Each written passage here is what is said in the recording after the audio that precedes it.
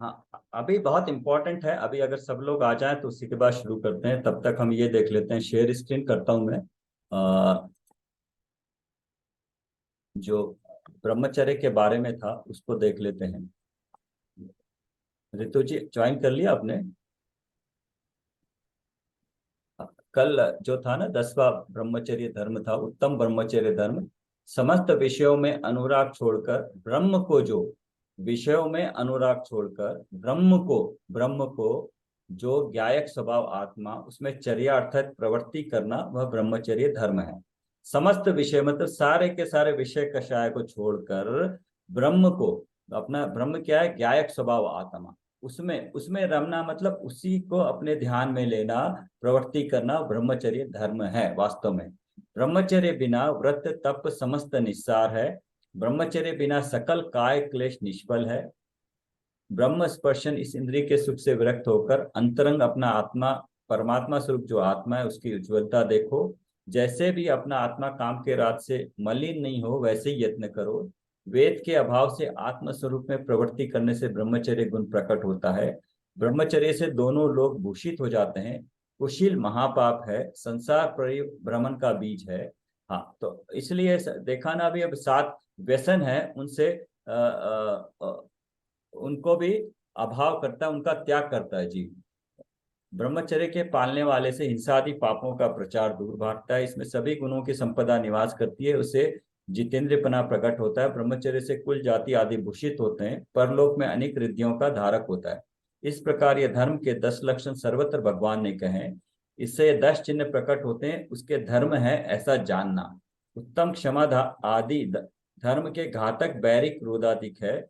उसमें अनेक दोष उत्पन्न हो जाते हैं, अतः उन्हें दूर करो। तथा क्षमा आदि में अनेक गुण है, उसकी भावना बारंबार भाव, यही 10 लक्षण धर्म का स्वरूप है।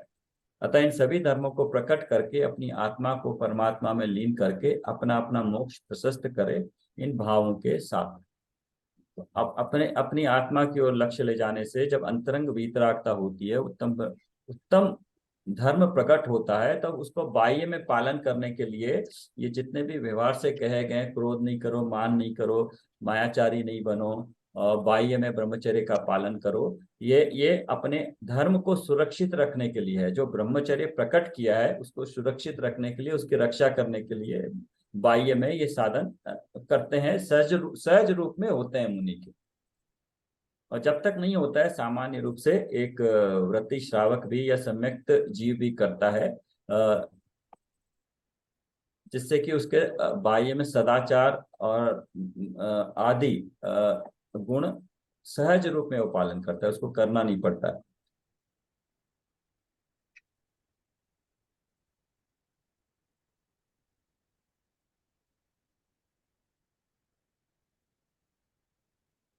हाँ, ये थोड़ा बताना चाहेगा कोई तत्वों का, सुनीता जी या प्रियंका जी?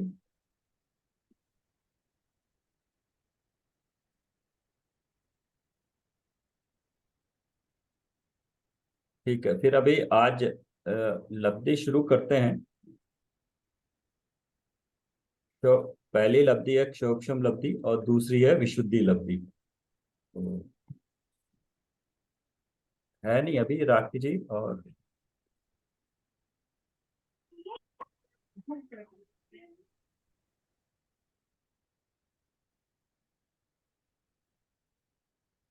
कोई पढ़ेगा इसको और, सुनीता जी? तो आप ही पढ़िए फिर, तो सुनीता जी। ठीक है। क्षयोपम क्षयोपम लब्धि और विशुद्धि लब्धि। प्रिय रीना एवं मोना, अनेक उत्तम शुभाशीर्वाद। प्रथमोपशम सम्यक्त किसे प्राप्त हो सकता है, इस बात को देखने के पश्चात अब उसके पूर्व होने वाली 5 लब्धि का स्वरूप हम देखने जा रहे हैं। उनके नाम तो हम पहले देख चुके हैं। उनमें से पहली क्षयोपम लब्धि संबंधी हम चर्चा करेंगे। क्षयोपम शब्द से अब तुम परिचित हो। ज्ञान के उघाड़ को क्षयोपम या क्षयोपम ज्ञान कहते हैं। क्षयोपम कर्म की अवस्था का भी नाम है, जिसकी चर्चा हमने विस्तार से की थी। ज्ञानावरण, दर्शनावरण और अंतराय कर्मों का क्षयोपम अनादिकाल से सभी जीवों में पाया जाता है। मिथ्यात्व नामक पहले गुणस्थान से क्षीण कषाय नामक 12वें गुणस्थान तक और एकेंद्रिय से संज्ञी पंचेंद्रिय तक सब में इन कर्मों का क्षयक्षम पाया जाता है। क्षयक्षम नामक सम्यक्त भी है जो चौथे गुणस्थान से 7वें गुणस्थान तक पाया जाता है। क्षयक्षम चारित्र भी होता है। हाँ, इसमें 4 तरह के दिखाया दिया, कहाँ पर कौन सा यूज करना है। एक तो ज्ञान आवरण, दर्शनावरण, अंतराय कर्मों का क्षेपक्षम, नंबर 1 ये कंटिन्यूस चल रहा है। और नंबर 2 है ये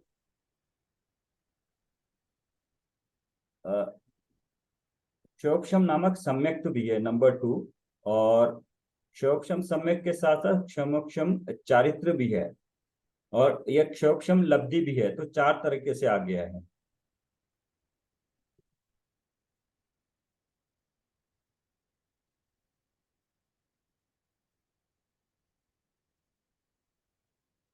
ये समझ में आ गया है ना, 4 तरीके से क्षोक्षम कहाँ कहाँ यूज करते हैं, और क्षोक्षम लब्धि उससे अलग है। ठीक है, पढ़िए।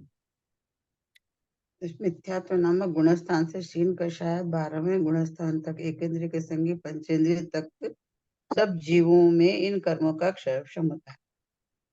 हाँ, ठीक है। क्षयोक्षम क्षयक्षम मतलब उघाड़। हाँ, जितना कुछ ना कुछ ज्ञान जिसको होता है ना, कर्मों का क्षयोक्षम वहां तक होता है 12वें गुण स्थान तक। और 13वें गुण स्थान में क्या होता है, वहां तो पूरा केवल ज्ञान हो जाता है, क्षयोक्षम नहीं होता है, वहां तो पूर्ण ज्ञान हो जाता है। तो उसी को केवल ज्ञान कहते हैं। तो 12 गुण स्थान तक जो ज्ञान होता है, दर्शन, ज्ञान और वीर्य, वो क्षयोक्षम रूप होता है। वो क्षयोक्षम कर्मों का अलग है, और क्षयोक्षम सम्यक्त अलग है, क्षयोक्षम चारित्र अलग है, और क्षयोक्षम लब्धि उससे अलग है। चारों पॉइंट अलग अलग। कर्मों का क्षयोक्षम, क्षयोक्षम सम्यक्त, क्षयोक्षम चारित्र और क्षाक्षमिक लब्धि, ये अलग है। हमारी बात क्षयोक्षम की नहीं है, अपितु क्षयोक्षम लब्धि की है। क्षयोक्षम लब्धि मात्र संगी पंचेंद्रिय जीवों में ही पाई जाती है, परंतु संगी पंचेंद्रिय होना अर्थात ज्ञान का इतना उगाड़ होना क्षयोक्षम लब्धि ही नहीं कहलाती। उसकी परिभाषा इस प्रकार है। क्षयोक्षम लब्धि ज्ञानावरण आदि समस्त अप्रशस्त कर्म प्रकृतियों की शक्ति अर्थात अनुभाग जिस काल में समय समय प्रति अनंत गुणा घटता अनुक्रम रूप होकर उदय में आने लगे, उस काल में क्षय शब्दी होती है। अप्रशस्त कर्मों की शक्ति हीन हीन होकर उदय में आती रहती है। हाँ, या ये डेफिनेशन बताइए कि क्षोक्षम लब्धि कब होती है। कब होती है, जब मतलब हमारे ज्ञानावरण आदि समस्त अप्रशस्त कर्म प्रकृतियों की शक्ति, अनुभाग, शक्ति मतलब अनुभाग देखा था, प्रति समय अनंत गुना घटता अनुक्रम से होकर उदय में आने लगे। मतलब ज्ञान का क्षोक्षम बढ़ता जा रहा है, ज्ञान का उगाड़ बढ़ता जा रहा है, आवरण घटता जा रहा है, प्रति समय प्रति समय प्रति समय इतनी शुद्धता जीव की होती जा रही है। उस काल में क्षोभलब्धि होती है। अभी क्षोक्षम लब्धि है या नहीं, उसकी उसका क्या है माप, कि उस समय उसका प्रति समय जो अनुभाग है वो घट घट कर आ रहा है या नहीं आ रहा है। और अप्रशस्त कर्मों की शक्ति हीन हीन होकर उदय में आती है। उदय में भी आवरण हो जाएगा। आवरण आवरण कम हो रहा है तो शक्ति बढ़ रही है, प्रति समय शक्ति तो बढ़ती जा रही है बाकी कर्मों में सारे। हाँ, ठीक है। अनंत गुणा घटता का अर्थ समझ लो। जब किसी संख्या का अनंत गुणा कहेंगे तो उसमें अनंत से गुणा करना, और जब उसका अनंत गुणा घटता या अनंत गुणा घाटी कहेंगे तो अनंतवा भाग समझना। मान लो 16 संख्या का 4 गुणा कहेंगे तो 16 गुणित 4 64, 16 चौक 64 संख्या होगी। और यदि 16 संख्या को 4 गुणा घटता कहेंगे तो 16 भागी 4 4 संख्या आएगी। हाँ, 4 गुना और चौथा भाग, समझ में आया ना। 4 गुना मतलब किसी चीज को 4 गुना करेंगे तो उसका वैल्यू 4 गुना हो जाएगा। 16 को 4 से किया तो 64 हो जाएगी, और 64 का चौथवा भाग, 4 गुना घटते कहेंगे मतलब चौथा भाग, तो वो हो जाएगा 4 से भाग देने से 4 संख्या आएगी। ये एक एग्जांपल दे रहे हैं जिससे कि हमें समझ में आए, घटता और बढ़ता, अनंत गुना घटता और अनंत गुना घटते का क्या मतलब है।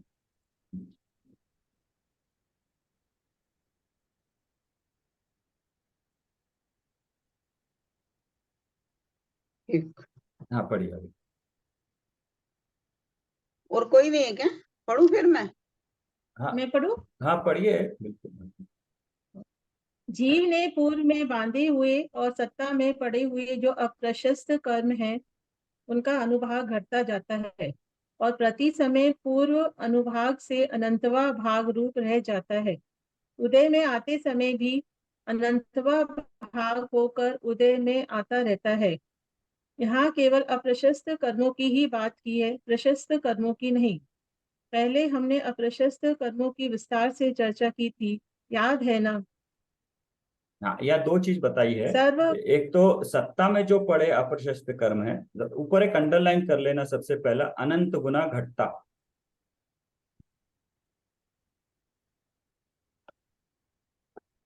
और उसके बाद ये बता रहे हैं अप्रशस्त कर्म हमने देखा है उनका अनुभाग घटता जाता है और प्रति समय पूर्व अनुभाग से अनंतवा भाग।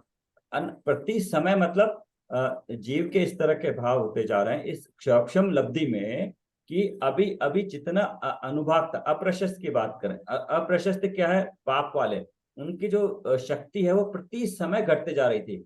अभी 1000 थी तो मान लो अगले समय में 10 गुना घट के 100 हो गई, फिर दूसरे समय में फिर 10 गुना घट के 100 से 10 हो गई।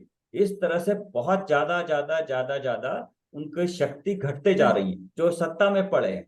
और जो उदय में आ रहे हैं वो उससे भी कम शक्ति वाले होके उदय में आ रहे हैं। तो इसका मतलब क्या हुआ है कि ज्ञान का आवरण, ज्ञान आवरण आदि, अभी पृथ्व्यात्म की बात नहीं हो रही है, ज्ञान आवरण आदि कर्मों का आवरण घटता जा रहा है तो उसका ज्ञान और बढ़ता जा रहा है, ज्ञान बढ़ता जा आवरण रहा घट है। समझ में अच्छी आ ज्ञानावरण रहा है, घटता जा उसको रहा है। समझ में आ रहा है। हाँ ठीक है आगे। सर्वघाती कर्म अप्रशस्त ही है। अघाती कर्मों में प्रशस्त और अप्रशस्त दो भेद हैं।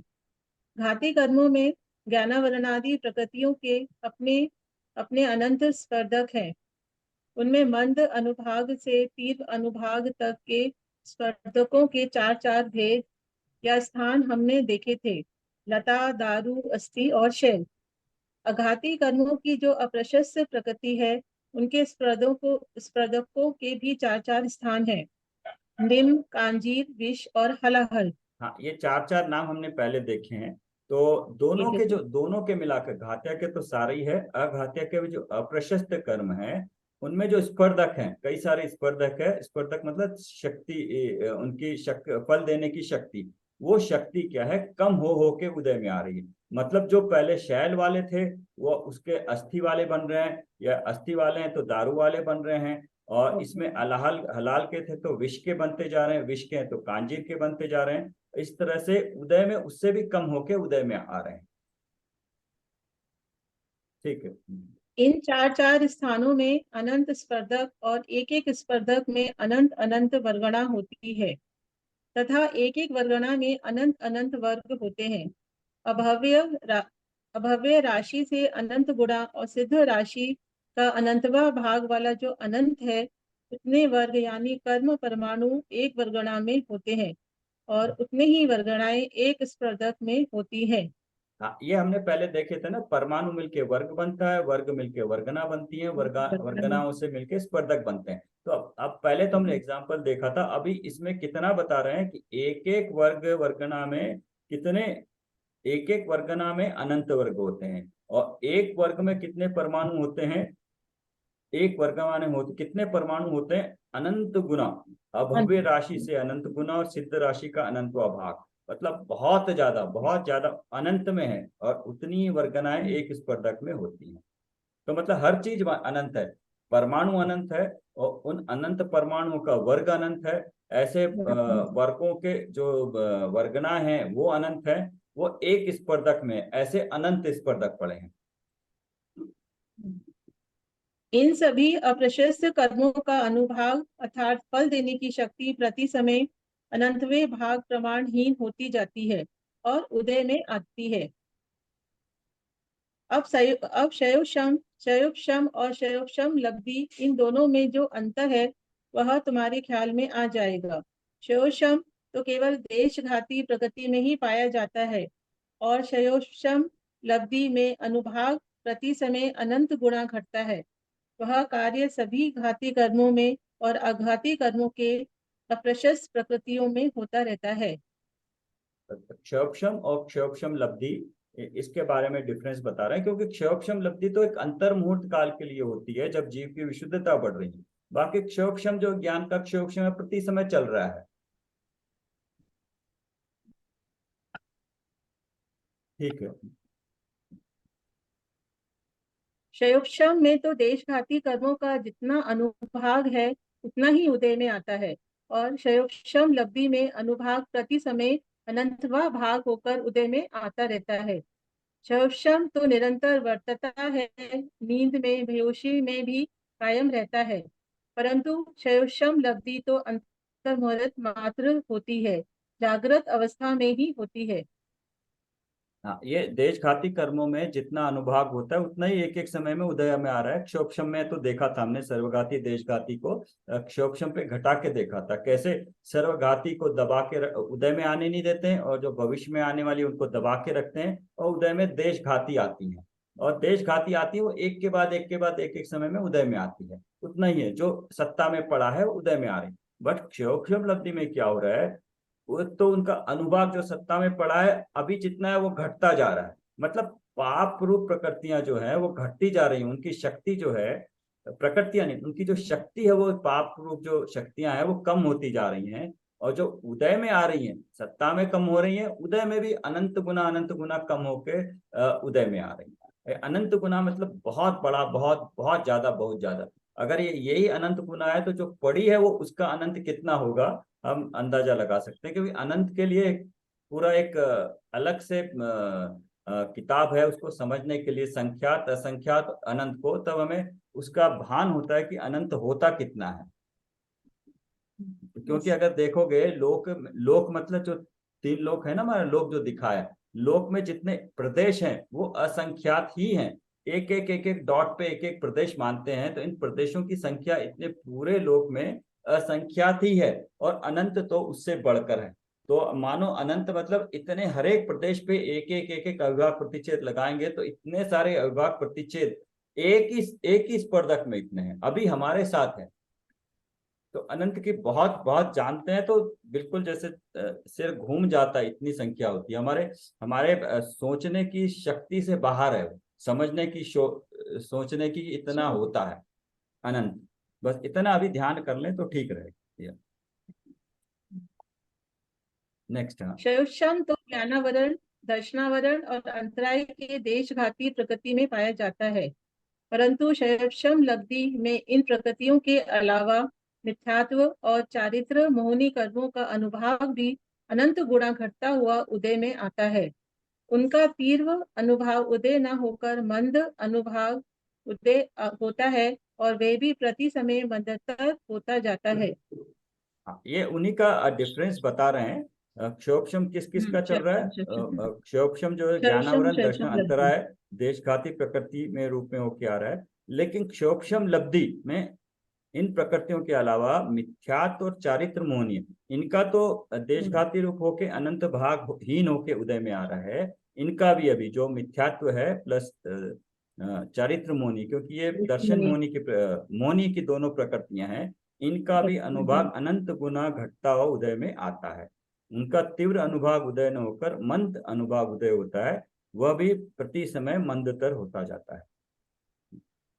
या हर समय की डेफिनेशन में जब भी देखेंगे हम समय की अपेक्षा से बात करेंगे। प्रदेश है तो एक प्रदेश की, और फल देने की शक्ति होगी तो अविभाग प्रतिच्छेद में बात करेंगे। ये उनकी यूनिट्स हैं, और वो है सबसे छोटी यूनिट। ठीक है। जिसे जिसे शैल मैं भाग रूप या हाँ पढ़िए हाँ, आप, ठीक है पढ़िए। पढ़िए तो। जैसे शैल भाग रूप या अस्थि भाग रूप त्रिव अनुभाग वाले मिथ्यात्व का उदय है, जिसे शैल भाग रूप या अस्थि भाग रूप त्रिव अनुभाग वाले मिथ्यात्व का उदय है।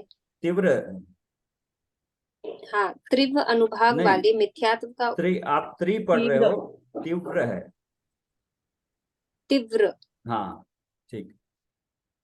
जिसे शैल भाग रूप या अस्थि भाग रूप ये शैल भाग और तीव्र अस्थि भाग कौन से हैं? ये ऊपर के दो हैं, शैल और अस्थि ने, जो बहुत तीव्र वाले हैं। नीचे जो है दारू और लता के, ये अप्रशस्त प्रकृतियों में था ना, घाती कर्म की जो अनुभाग है उनका नाम है। हाँ, ये तीव्र अनुभाग वाले, हाँ, मिथ्यात्व का उदय है। मिथ्यात्व का उदय है, हाँ जिसे 70 कोड़ा कोड़ी सागर या तत्सम उत्कृष्ट स्थिति वाला मिथ्यात्व का बंध होता हो, ऐसे जीव को क्षयोपशम लब्धि नहीं कहलाती। उन्हें विशुद्धि लब्धि, देशना लब्धि की पात्रता नहीं होती। ये बताया कि क्योंकि इसके 70 कोड़ा कोड़ी कब होगा? जब एकदम तीव्र परिणाम हो रहे हैं, तभी तो अधिक से अधिक स्थिति है वो बन रही है। यहाँ तो क्षापशम लब्धि में मंद रूप परिणाम हो रहे हैं, और जो जीव मंद रूप परिणाम कर रहा होगा उनके इतनी इतनी स्थिति नहीं बन सकती। तो ऐसा जो हमने पहले ही देखा है ना, जो जीव को इच्छा ही नहीं है, उसको देशना लब्धि नहीं है आने की, उसकी इच्छा ही नहीं है धर्म की, मंदिर में आने की, जानने की, तो ऐसे जीव को सम्यक प्राप्त नहीं होगा, तो उसको क्षयक्षम लब्धि भी नहीं होगी, ये कहना चाह रहे हैं। भाव दीपिका ग्रंथ में पंडित दीपचंद जी कासलीवाल कहते हैं कि ऊपर के तीव्र अनुभाग वाले स्पर्धकों का जिन्हें उदय है, ऐसे तीव्र मिथ्यात्वी जीवों को मोक्ष मार्ग का उपदेश देना भी योग्य नहीं है। उपदेश देते समय भी पात्रता अपात्रता का विवेक रखना चाहिए। हाँ, अगर हम ऐसे व्यक्ति को जो सुनना ही नहीं चाहते हैं उसको सुनाने की कोशिश करेंगे, वो तो सुनेगा नहीं, प्लस हमारे जो स्वाध्याय है उसमें भी बाधा डालेगा। उस हमारे को हो सकता है कि डिस्कस करते करते हमारे, अगर हमको चेंज करने की कोशिश करेगा, तो ऐसे जीव को जो सुनना नहीं चाह रहा है, उसको पात्रता नहीं है, तो उसको उपदेश भी नहीं देना चाहिए। जो तीव्र मिथ्यात्वी और तीव्र कषाई जीव है, उसे धर्मोपदेश सुनने की बुद्धि नहीं होती। कोई सुनाने लगे तो उसके कषायों की वृद्धि होती है।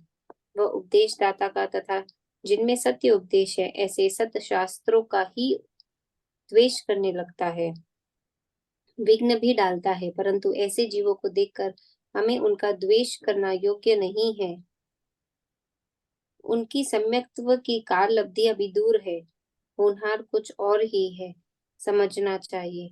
जिस वक्त उनकी सम्यक्त्व की काल लब्धि आएगी, तब इन 5 लब्धि पूर्वक ही उन्हें सम्यक्त्व होगा। हाँ, हर जीव की अपनी अपनी अवस्था है, तो हर जीव को हम ये ना सोचे कि सबको जानते हैं तो सबको चलो घर में सबको बता दें, समझा दे। घर में ही देख लीजिए, दूसरा जीव अपने जो साथ में ही है, वो उनकी उनकी अलग है क्षोभशम लब्धि, उनका इंटरेस्ट अलग है, तो उनको भी नहीं कर सकते, तो किसी और को जिसको अनजान है उसको क्या बताएंगे, क्या सुनेगा? तो इसमें कोई घबराने की बात या बुरा मानने वाली बात नहीं है। हरेक की अपनी अपनी स्थिति, कर्मों के संस्कार, उदय अलग अलग है ना, हर जीव अलग अलग है, हर जीव की अवस्था अलग है, उसके भाव अलग है, उसके परिणाम अलग हैं। तो सब जीव इकट्ठे थोड़ी, एक साथ थोड़ी सबने मोक्ष जाना है। बहुत सारे जीव है जिन्होंने अभवी हैं, जिनको मोक्ष भी नहीं जाना है, और जो भव्य है वो भी जाएंगे, तो उनकी अपनी अलग है। तो उनको उस इस तरह से सोचकर अपने मन को सांत्वना और समता में रखना चाहिए, बल्कि उनसे द्वेष करना योग्य नहीं है कि ये कैसे हैं, पढ़ने नहीं देते हैं, पढ़ते नहीं है, मौका मिला है जो अभी हमें समझ नहीं, हम अपने आप का भला कर लें, यही बहुत बड़ी बात है। दूसरे को समझाएं उससे पहले हम अपने आप को समझा लें, हम अपने आत्मा का संवेदन कर ले, वो इम्पोर्टेंट है। और अपने आचरण में सबसे बड़ा ये है कि ऐसे माहौल में हर कोई उंगली उठाने के लिए बहुत आसान होता है। देखो, ये तो स्वाध्याय कर रहे हैं फिर भी ऐसा काम कर रहे हैं, स्वाध्याय कर रहे हैं फिर भी क्रोध कर रहे हैं, क्योंकि उनको मालूम नहीं है स्वाध्याय गुणस्थान की क्या क्या अपेक्षा से होती है। तो हम अपना आचरण जितना हो सके उतना सामान्य रखें, समता पूर्वक रखें, तो उनको भी लगेगा कि हाँ, स्वाध्याय करने से इनमें कुछ आचरण में चेंज हुआ है। उनकी भी जब उस काल समय लब्धि उनके आएगी, तब उनका 5 लब्धि पूर्वक उन्हें भी सम्यक्त हो जाएगा। उस समय उनके मिथ्यात्व, कषाय आदि मंद होंगे। जिनेन्द्र कथित सत्य शास्त्रों की महिमा उन्हें भाषित होगी, उपदेशदाता भी मिलेंगे और उपदेश ग्रहण भी होगा। हाँ, जीव का जब वे आज पुरुषार्थ करेगा, जब जीव पुरुषार्थ करता है, जो जीव जिस वक्त पुरुषार्थ करता है उसको उसके अनुसार निमित्त मिल ही जाते हैं। जिसका भला होना होता है वो अपना रास्ता बीच में से निकाल लेगा। वो उसको कहाँ जाना है अगर मालूम है तो कितनी भी भीड़ में हो अपना रास्ता निकाल के आगे बढ़ जाएगा। उसको बताने वाले भी मिल जाएंगे, समझाने वाले भी मिल जाएंगे। वे आज माने या कुछ काल पश्चात माने, परंतु सच्चे मोक्ष मार्ग का स्वरूप समझे बिना, आत्मा का स्वरूप समझे बिना, सच्चे देव शास्त्र गुरु का स्वरूप समझे बिना उन्हें सम्यक की प्राप्ति नहीं होगी। हाँ, जब भी समझे कोई भी, चाहे अभी या बाद में हो, अगर हम आज कर ले रहे हैं तो ये आज हमारा सौभाग्य है कि कैसे पहले सच्चे देव गुरु का शास्त्र का स्वरूप समझना है। उसके बाद हमें आत्मा का स्वरूप समझना है। मतलब सच्चे देव गुरु शास्त्र का स्वरूप जानना, उसके बाद उन्होंने जो बताया 6 द्रव्य का स्वरूप जानना, 6 द्रव्य स्वरूप जानने के बाद 7 तत्वों का स्वरूप जानकर उसमें कोई भूल है तो निकालना। स्वपर को जाना, तो स्वपर को इसलिए जानना है कि हमारे साथ पर संयोग है हमें, तो हमें पता चले कि पर क्या है। पर को अलग किया, तो पर को अलग किया तब फिर हमें क्या बच गए, हम बच गए। तो हम अपना आत्मज्ञान और आत्म संवेदन का तब हम नजदीक आते हैं, तब सम्यक होता है। तो इसलिए आत्मा का स्वरूप समझे बिना, तो सबसे पहले हम सच्चे देवगुरु शास्त्र का स्वरूप जानते हैं सबसे पहले। क्योंकि अगर सच्चे देवगुरु शास्त्र की सिद्धि नहीं की, वो हैं भी, उन्होंने जो कहा है वो सत्य भी है, उसको मानते भी है। अगर नहीं मानते हैं तो फिर हम जो भी करेंगे वो गलत होगा, हमारी नींव ही गलत होगी। तो इसलिए उनको जानना जरूरी है। फिर उन्होंने जो कहा है उसको मानकर मैं ऐसा हूं, अपनी प्रतीति अपने ने लेना, अपना निर्णय करना है, इसलिए सब जानना जरूरी है। तो यही है सच्चा मोक्ष मार्ग।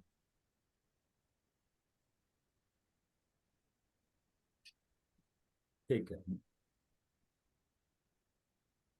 सम्यक की प्राप्ति हुए बिना।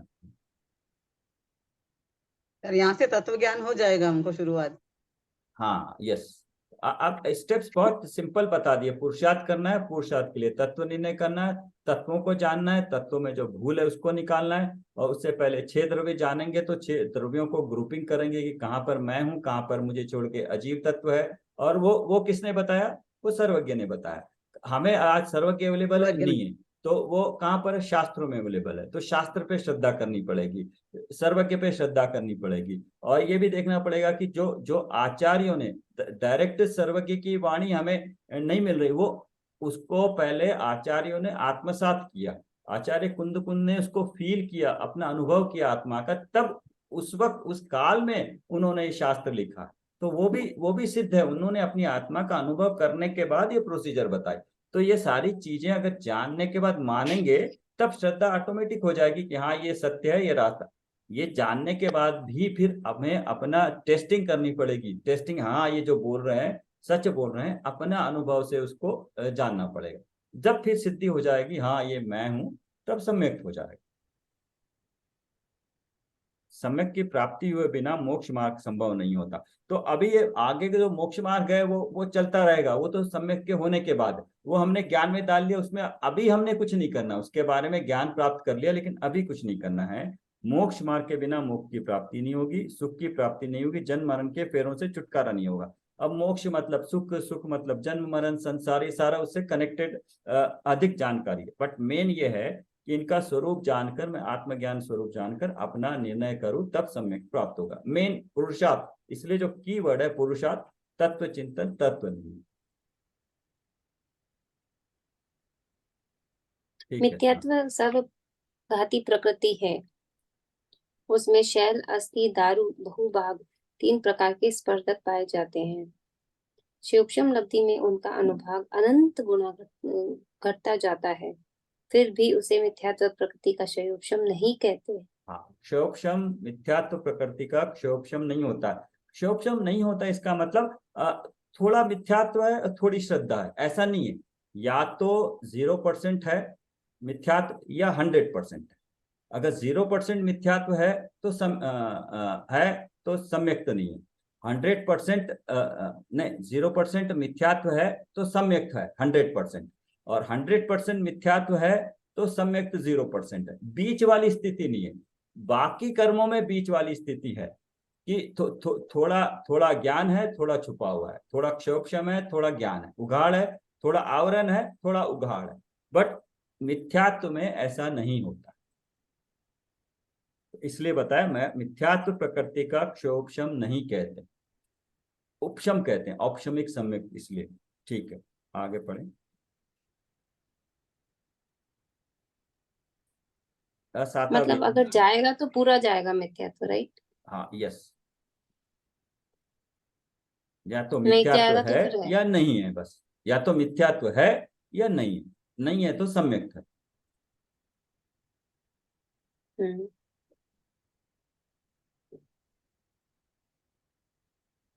ठीक है, आगे पढ़िए। असाता वेदनीय आदि अघाती कर्मों की अप्रशस्त प्रकृतियों का अनुभाग भी प्रति समय घटता जाता है। हम्म, देखो कैसा सहज सुंदर नियम है। किसी जीव ने पूर्व में बहुत पाप किए हो, तीव्र मिथ्यात्व का सेवन करके तीव्र अनुभाग वाले कर्मों का बंध किया हो, तो भी जिस समय उसे अपने आत्मा का स्वरूप तथा तत्व ज्ञान जानने संबंधी जिज्ञासा और तीव्र रुचि उत्पन्न होती है, तो उसके पूर्व बंध कर्मों का अनुभाग मंद होने लगता है। जब मिथ्यात्व और चारित्र मूल्य कर्म मंद होकर उदय में आने लगेगा, तो जाहिर है कि जीव के भी मंद कषाय रूप परिणाम होंगे और धर्मानुराग रूप परिणाम होंगे। हाँ, ये बता रहे हैं कि किसी को ये लगता है कि मैंने बहुत पाप किए पूर्व में, कल भी बहुत पाप किया, ये मैंने गलती करी, उसका उसके कारण वो चिंतित है, ग्लानि है, उससे कोई चिंता का नहीं है। तीव्र मध्यात्व का सेवन करके तीव्र अनुभाग वाले कर्मों का बंध किया हो तो भी कितने कैसा भी कर्म पड़ा हो, पूर्व में कैसे भी भाव किए हो, कैसे भी कर्म किए हो, जिस समय, यहाँ से देखिए, उसे अपने आत्मा का स्वरूप तथा तत्व ज्ञान जानने संबंधी जिज्ञासा और तीव्र रुचि। तो मेन क्या है इसमें, जिज्ञासा और तीव्र रुचि होनी चाहिए। ज्ञान कितना ये नहीं बोला है कि मैं अपने आप को जानूं, ऐसी जिज्ञासा होगी, रुचि होगी, कोशिश करेगा, तो उसके पूर्वबद्ध कर्मों का अनुभाग मंद होने लगेगा। तो मंद होने लगेगा क्या होगा, और मिथ्या तो चारित्र मोहनीय कर्म मंद होकर उदय में आने लगेगा।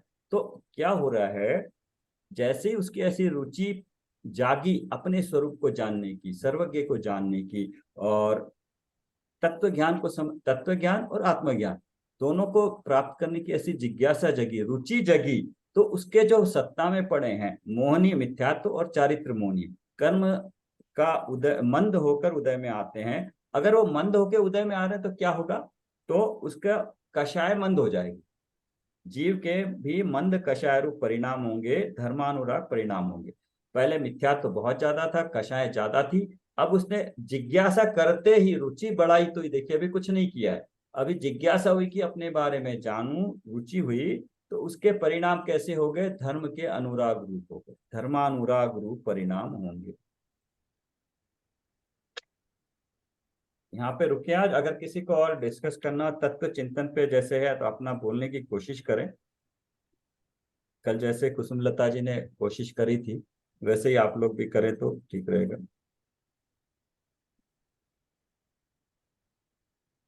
यहां तक हमने देखा है क्षोभशम लब्धि के बारे में। तो ये सारा का सारा जो जीव के भाव, जीव को एक्चुअली अपने को तत्व ज्ञान आत्मज्ञान की रुचि, रुचि होने से जो पूर्व में पड़े हुए कर्मों का अनुभाग घट के उदय में आता है, और घट के उदय में आता है तो जीव में विशुद्धता बढ़ती है, उसको जानने की इच्छा होती है अपनी, और मिथ्यात्व भी कम होता है। तो मिथ्यात्व कैसे कम करें, कषाय कम करें, यहाँ पर वो, यहाँ पर उसका कार्य बताया कैसे होंगे वो। कर्म में कुछ नहीं करना है, सिर्फ हमें अपने बारे में जानने की जैसे जिज्ञासा होगी, और मिथ्यात्व घटता जाएगा, जैसे जैसे हम जानते जाएंगे मिथ्यात्व और घटता जाएगा, और रुचि करेंगे और स्वाध्याय करेंगे, अपना तत्व चिंतन करेंगे, और मिथ्यात्व कर्म आएगा, और कषाय कम होगी, कषाय इस तरह से कम होगी, वो कषाय कम होगी, फिर हमारी जिज्ञासा और बढ़ेगी और पढ़ेंगे, ऐसे करते करते करते इतनी विशुद्धि बढ़ जाएगी कि सम्यक हो सकता है। तो हमें जो करने का कार्य है इसमें यह बताया गया है। यहाँ पे आज रुकते हैं, फिर इसके आगे फिर विशुद्धि लब्धि है, वो कल देखेंगे। तो यहाँ पे किसी को कोई डाउट इस क्षाक्षम लब्धि में?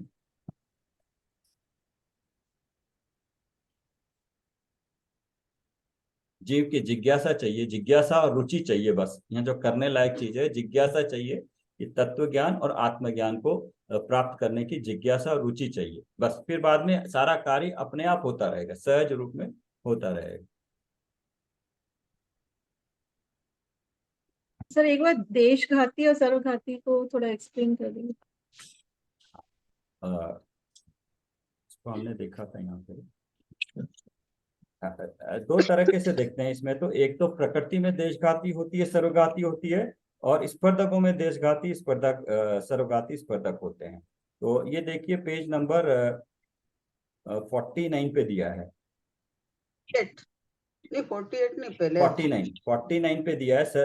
घाती कर्म में जो सर्वघाती प्रकृति होती है, देशघाती प्रकृति होती है। सर्वघाती प्रकृति के स्पर्धक सारे के सारे सर्वघाती होते हैं, और देशघाती में सर्वघाती और देशघाती स्पर्धक होते हैं। और इनके नाम देखे थे हमने, तीनों के अलग अलग है। उसके बाद एक टेबल देखा था, हाँ, तो ये टेबल है 54 पे।